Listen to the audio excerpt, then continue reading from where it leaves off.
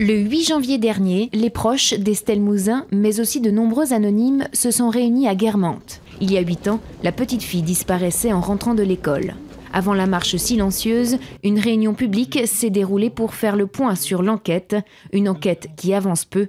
Aujourd'hui encore, aucune piste n'est écartée.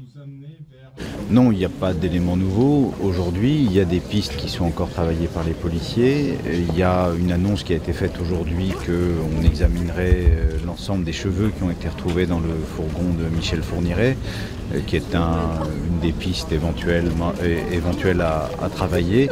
C'est une bonne nouvelle, nous le demandions depuis plusieurs mois. Il y a d'autres pistes de travail liées à des tentatives d'enlèvement un peu dans toute la France et la vérification sur les auteurs de ces tentatives d'enlèvement.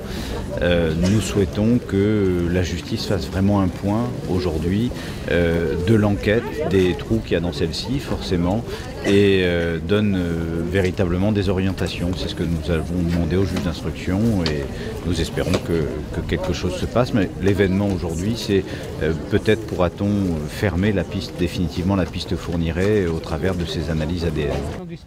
Cette marche silencieuse s'est arrêtée devant l'arbre du souvenir, non loin du lieu de la disparition de la fillette, alors âgée de 9 ans. Aujourd'hui, les proches de la petite Estelle continuent leur combat pour qu'éclate enfin la vérité. Et même si le père de la fillette a de moins en moins d'espoir de revoir un jour son enfant vivant, il ne baisse pas les bras pour autant. Il y a deux choses. D'abord, il faut arriver au résultat, donc votre énergie, elle est là-dedans. Et ensuite, il y a tellement de dysfonctionnements qui vous donnent autant de sujets à vous remobiliser et à tenter d'améliorer les dispositifs existants, que vous n'avez pas besoin d'aller chercher de l'énergie ailleurs.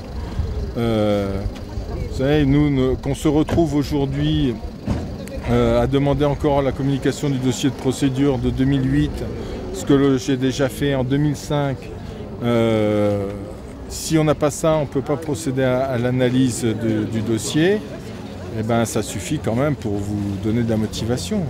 Son combat, le père d'Estelle le mène pour sa fille, mais aussi pour tous les autres enfants disparus. L'idée, c'est aussi que tout ce qui sera fait pour Estelle puisse être utilisé pour les autres dossiers, que ce soit les méthodes, que ce soit les acquis, que ce soit les réflexions engagées. Et il ne faut pas que ce dossier ne soit qu'un dossier à un coup. Il faut que ce soit porteur de construction pour la suite. Dans son livre intitulé « Retrouver Estelle », Éric Mougin témoigne de sa vie depuis qu'il est sans nouvelles de sa fille, parle de sa douleur quand les enquêteurs l'ont suspecté et de son combat pour faire avancer les choses, un combat quotidien qu'il mène avec l'association Estelle. L'alerte lancée tout de suite, les gens ont distribué des tracts, envoyé des emails, milliers d'appels pour Estelle, mais ça n'a rien changé. Estelle a disparu.